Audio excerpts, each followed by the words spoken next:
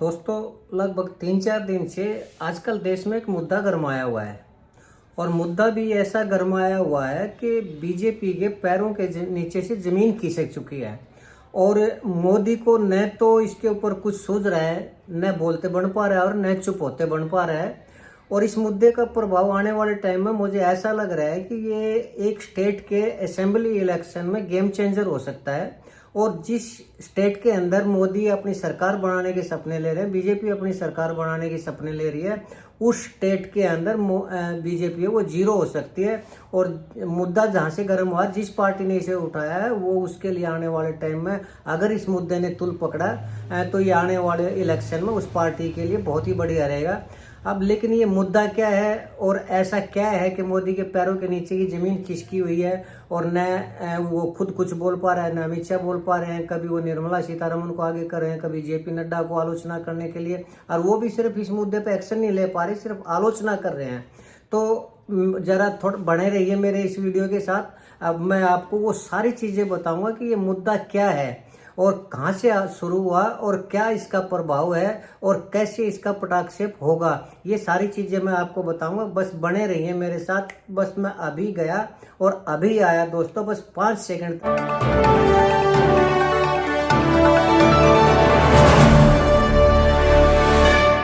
दोस्तों नमस्कार।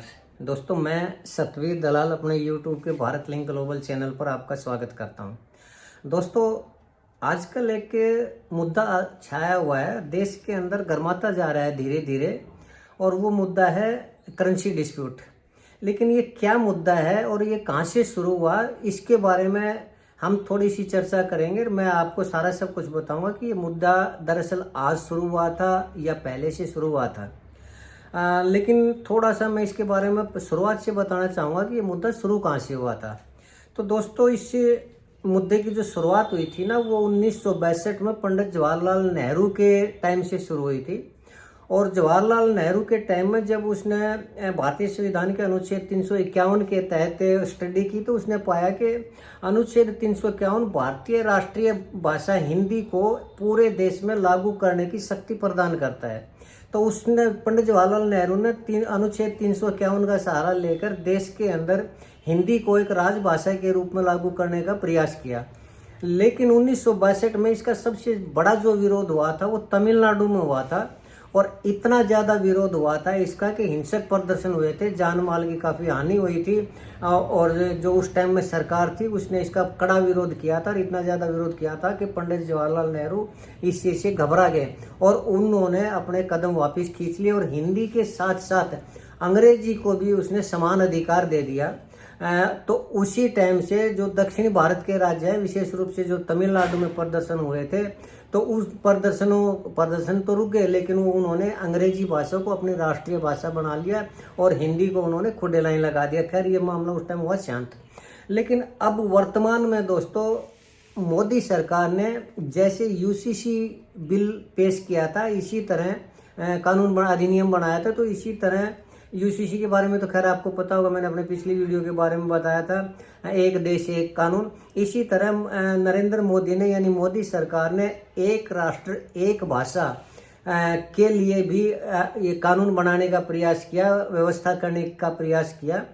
तो इसका हालांकि ये 27 जनवरी 2025 इसकी डेडलाइन थी, तो 25 जनवरी 2025 को सबसे पहले उत्तराखंड के जो सीएम है पुष्कर धामी, उन्होंने इसको उत्तराखंड के अंदर लागू किया और ये देश का सबसे पहला राज्य बना जिसने हिंदी को राष्ट्रभाषा के रूप में अपनाया। लेकिन फिर वही 1962 वाली बात है कि इसका जो विरोध किया, सबसे ज़्यादा विरोध किया तमिलनाडु ने। और तमिलनाडु के सीएम है एम.के. स्टालिन। तो एम.के. स्टालिन ने इसका इतना ज़्यादा विरोध किया कि उसने इसको तमिलनाडु की अस्मिता के साथ जोड़ दिया और उसने लोगों को ये समझाया कि हमारे ऊपर हिंदी को ज़बरदस्ती थोपने का एक प्रयास है और हम इसको किसी भी रूप में स्वीकार नहीं करेंगे। लेकिन दोस्तों इसमें स्वीकार करने या उसके भावनाओं को एम.के. स्टालिन ने इतना ज़्यादा भड़काया कि नरेंद्र मोदी भी हैरान रह गए। लेकिन खाली कहने से या करने से नहीं, उन्होंने एक वास्तविकता में इसके लिए जो कड़ा कदम उठाया ये था कि हमारी करेंसी के ऊपर जो चिन्ह है, वैसे तो हर एक देश की करेंसी के ऊपर जैसे डॉलर है, पाउंड है या रूबल है या दूसरा, हर एक देश का अपना अपना एक चिन्ह होता है करेंसी का। तो हमारी जो करेंसी है उसमें पहले नहीं था, लेकिन जब इसने आरबीआई ने इसके लिए सिंबल मांगे तो डीएमके यानी एमके स्टालिन की पार्टी के ही एक एमएलए हुआ करते एन धर्मलिंगम, और उनके एक लड़के हुआ करते डी उदय कुमार। तो डी उदय कुमार उस टाइम पे शायद 2019 की बात है, तो उस टाइम वो आईआईटी गुवाहाटी के स्टूडेंट हुआ करते, और वो डीएमके के यानी एमके स्टालिन की पार्टी के ही विधायक के पुत्र हुआ करते। तो उन्होंने ये जो चिन्ह है ये इसको डिजाइन किया और आरबीआई में भेज दिया, और आरबीआई ने और देश की सरकार ने इसको रुपये के चिन्ह के रूप में अधिकृत रूप से अपना लिया। और आरबीआई की तरफ से उसको 2,40,000 रुपये का इनाम भी मिला। लेकिन अब दोस्तों 2026 के अंदर चुनाव है तमिलनाडु के अंदर। तो तमिलनाडु के अंदर पहले तो वैसे तो दक्षिणी भारत के अंदर बीजेपी का कोई खास वजूद नहीं है, कहीं 1 सीट है, कहीं 2 सीट है, कहीं बिल्कुल भी नहीं है। तो तमिलनाडु में लोकसभा के चुनाव में बीजेपी को 18% वोट मिले। देखा जाए तो 18% वोट मिलना बीजेपी की एक बहुत बड़ी उपलब्धि है, लेकिन वो उसको सीटों में कन्वर्ट नहीं कर पाई बीजेपी, और लोकसभा में उसको एक भी सीट नहीं मिली तमिलनाडु से। लेकिन 18% वोट दोस्तों कम नहीं होते, और विधानसभा के चुनाव में 18% वोट, इसका मतलब ये है कि तमिलनाडु में न सिर्फ बीजेपी का खाता खुलेगा बल्कि वो कई सीटें भी जीतेगी। और इसी से उत्साहित होकर ने अब की बार पूरा प्रयास कर रही है बीजेपी की वो बीजेपी के अंदर अपनी सरकार बनाने का, और कम से कम सरकार नहीं बने तो विपक्ष में मुख्य पार्टी के रूप में वो कम से कम अपनी उपस्थिति दर्ज करवाए। और इस चीज का एमके स्टालिन को पता है कि 18% वोट है ना वो बीजेपी ले चुकी है लोकसभा के चुनाव में। तो बीजेपी की काट के लिए उसने ये जो मुद्दा है ना इसका करेंसी का, इसने तमिलनाडु में उठा दिया कि नहीं, सॉरी करेंसी का बाद में पहले उसने उठाया हिंदी का। और हिंदी का जैसे 1962 में जवाहरलाल ने किया था, तो मोदी सरकार ने भी एक राष्ट्र एक भाषा के रूप में इसको वो किया। तो हिंदी का विरोध किया एमके स्टालिन ने, और उसने ये किया कि जो मोदी सरकार है वो हिंदी भाषा को जबरदस्ती थोपना चाह रही है, और हमारी यानी तमिलनाडु की जो राष्ट्रीय भाषा वो इंग्लिश है, और इंग्लिश को खत्म करना चाह रही है। जो हमारी संस्कृति है उसको खत्म करना चाह रही है मोदी सरकार। तो इसी के मद्देनजर एक कदम और आगे बढ़ते हुए एमके स्टालिन ने जो रुपये का जो चिन्ह है ना, जो आर बना हुआ है और जिसको डी उदय कुमार ने डिजाइन किया था, तो उस चिन्ह को बदल दिया और उसने तमिल लैंग्वेज के अंदर एक अपना नया चिन्ह दे दिया। इससे प्रभाव क्या पड़ेगा दोस्तों? वैसे संवैधानिक रूप से इस चीज की कोई वैल्यू नहीं है, लेकिन राजनीतिक रूप से इसकी बहुत ज्यादा वैल्यू है। राजनीतिक रूप से इसको तमिलनाडु की अस्मिता से जोड़ दिया गया है, और लोगों ने इस मुद्दे को स्वीकार भी कर लिया है। अब मैं ये क्यों कह रहा हूँ कि इसकी संवैधानिक वैल्यू नहीं है? संवैधानिक वैल्यू इसलिए नहीं है इसकी कि एमके स्टालिन ने जो ये चुनाव चिन्ह चेंज किया है वो नोटों के ऊपर चेंज नहीं किया, वो उसने अपने बच्चों के सिलेबस में या जो इंग्लिश उनकी जो लैंग्वेज है उसमें राजकाज में या उसमें उस चिन्ह को चेंज कर दिया, नोटों के ऊपर चेंज नहीं किया। इसलिए इसकी संवैधानिक वैल्यू नहीं है, लेकिन राजनीतिक वैल्यू इतनी ज्यादा है कि उन्हें लगता है कि अगर कोई मोदी सरकार का या बीजेपी का विरोध कर सकता है या उसके सामने खड़ा हो सकता है तमिलनाडु के अंदर, तो वो एमके स्टालिन है। और जो अस्मिता को खत्म करने का या जबरदस्ती थोपने का वो मुद्दा तो खैर है ही है। लेकिन दोस्तों इससे अगर एमके स्टालिन और भी आगे बढ़ते हैं और वो तो उसको एक कदम उठाना पड़ेगा, वो एक कदम उठाना पड़ेगा कि जो हमारी अधिकृत करेंसी है यानी नोट है, चाहे वो 1 रुपये का हो, 20 रुपये का हो, 100 का हो, 500 का हो या 2000 का हो, उसके चुनाव चिन्ह को उसके ऊपर से खत्म करना पड़ेगा, उसको मिटाना पड़ेगा। लेकिन यहाँ पर अगर वो ऐसा कदम उठाते हैं तो दोस्तों ये जो वैल्यू है ये उसकी करेंसी खत्म हो जाएगी। यानी जिस भी नोट से इस तरह की छेड़ाछाड़ी की जाएगी या उसके सिंबल को हटाया जाएगा, तो वो चाहे 2000 रुपये का नोट हो या 1 रुपये का नोट हो, उसकी जो वैल्यू है रिजर्व बैंक की नज़रों में या करेंसी के रूप में वो बिल्कुल जीरो हो जाएगी। तो जितने भी नोटों के ऊपर इस तरह की छेड़ाछाड़ी करेगी वो नोट ऑटोमेटिकली जीरो हो जाएंगे, उनकी कोई वैल्यू नहीं रहेगी। लेकिन एमके स्टालिन इस चीज़ को जानते, इसलिए नोटों से तो वो किसी तरह की छेड़ाछाड़ी करते नहीं। लेकिन अब दोस्तों बात यह है कि मोदी सरकार को क्यों पसीने आ रहे हैं, क्यों इस चीज़ को वो कह रहा है? मोदी सरकार सिर्फ आलोचना कर रही है, मोदी सरकार कोई एक्शन नहीं ले सकती।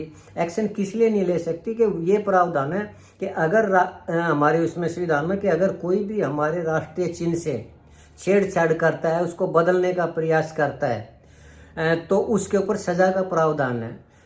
तो इसके अंदर अगर उसको छेड़छाड़ करने का या इसके ऊपर इसलिए लागू नहीं होता एमके स्टालिन के ऊपर कि भले ही रिजर्व बैंक ने इस चिन्ह को अपना लिया हो, आर का जो निशान है, जो करेंसी का है, रुपीज का जो निशान है उसको बना लिया, लेकिन आज तक ये हिंदी का जो रे लिखा हुआ है यानी रुपये का जो सिंबल है वो आज तक राष्ट्रीय चिन्ह के रूप में अधिकृत ही नहीं है। और जब ये अधिकृत ही नहीं है तो इसके छेड़ाछाड़ी करने से इसके ऊपर कोई सजा का प्रावधान नहीं हो सकता। मेन दिक्कत ये है। लेकिन ये तमिलनाडु की जनता को ये पसंद आ रहा है और ये तमिलनाडु की जनता ने स्वीकार भी कर लिया और इस चीज़ का प्रभाव भी पड़ने लग रहा है। अब क्योंकि संवैधानिक वैल्यू इसकी कोई है नहीं तो इसलिए मोदी सरकार को एक्शन भी नहीं ले सकते। यही कारण है कि वो सिर्फ आलोचना कर रहे हैं। लेकिन अगर मोदी सरकार ने कुछ करने का प्रयास किया तो सबसे पहले तो इस जो रुपये का निशान है, जो सिंबल है, उसको सबसे पहले राष्ट्रीय निशान घोषित करना पड़ेगा, राष्ट्रीय चिन्ह घोषित करना पड़ेगा। लेकिन अगर मोदी सरकार ने ये कदम भी उठाया तो एमके स्टालिन इस चीज को अपने इलेक्शन में भुनाएंगे और 200% भुनाएंगे। वो ये कहेंगे कि देखो सिर्फ तमिलनाडु के ऊपर पहले तो हिंदी थोपने का प्रयास किया और जो हमने अपनी जनता की भावनाओं को कदर करते हुए तमिल भाषा में जो रुपये के निशान को किया था उसको भी खत्म करने के लिए मोदी सरकार ये अध्यादेश लेके आई है या ये अधिनियम लेके आई है कि तमिलनाडु की संस्कृति को खत्म किया जाए। तो ये बीजेपी के लिए और भी घातक स्थिति होगी। इसलिए 2026 में इलेक्शन है तमिलनाडु के अंदर और इस एक मुद्दे से एमके स्टालिन के बारे में थोड़ा बताऊं दोस्तों कि तमिलनाडु के अंदर मुख्य रूप से दो ही पार्टियां हैं। एक तो डीएमके है जिसके चीफ मिनिस्टर करुणानिधि वो आगत है और करुणानिधि के बेटे ही एमके स्टालिन है जो वर्तमान में तमिलनाडु के मुख्यमंत्री है। और दूसरी पार्टी वो आया करती है एमजीआर की एआईडीएमके, जिसके एमजीआर की मृत्यु के बाद जयललिता ने उसकी कमान संभाली थी और वो कम से कम 5 या 6 बार तमिलनाडु की मुख्यमंत्री बनी थी। तो ये दो ही पार्टियां हैं और दूसरी तीसरी चौथी का कोई वजूद नहीं है हरियाणा की तरह, क्योंकि हरियाणा के अंदर भी मुख्य रूप से दो ही पार्टी है, बीजेपी और कांग्रेस। हालांकि छोटी मोटी और भी पार्टी हैं लेकिन उनका कोई वजूद नहीं है। तो दोस्तों बात चल रही थी सिंबल की। तो अगर 2026 से पहले भारत सरकार यानी मोदी सरकार इस चिन्ह को राष्ट्रीय चिन्ह घोषित करके तमिलनाडु के अंदर इसको जबरदस्ती लागू करने की कोशिश करेगी तो ये बीजेपी के लिए नुकसानदायक होगा। और अगर नहीं लागू करती तो एक तरह से राजनीतिक रूप से ये संदेश जाएगा कि जो मोदी हैं वो एमके स्टालिन से घबरा गए और एमके स्टालिन के सामने उनकी नहीं चलती, जो कि एमके स्टालिन के लिए, खुद डीएमके के लिए और तमिलनाडु में उसकी पार्टी के लिए फायदेमंद स्थिति होगी। इसलिए मोदी इस चीज़ को कुछ भी नहीं बोल पा रहे और एक तरह से सांप के मुंह में छछूंदर जैसी स्थिति हो चुकी है। न मोदी से इस चीज को उगलते बन रहा है न निगलते बन रहा है।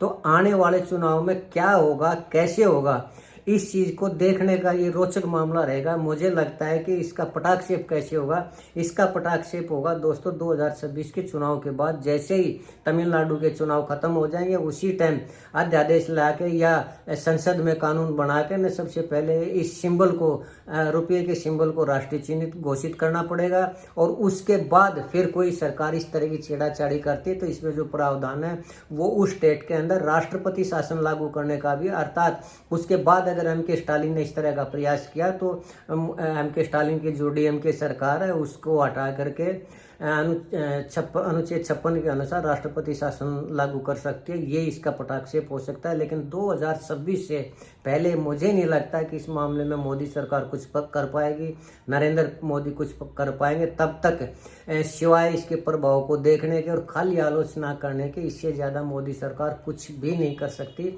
और ये एक तरह से एक ऐसा पासा फेंका है एमके स्टालिन ने जो कि मोदी के लिए नुकसानदायक होगा ही होगा। अब आने वाला टाइम बताएगा, देखते हैं मोदी सरकार इसके लिए ऊपर क्या कदम उठाती है, कैसे उठाती है, ये वास्तव में रोचक होगा।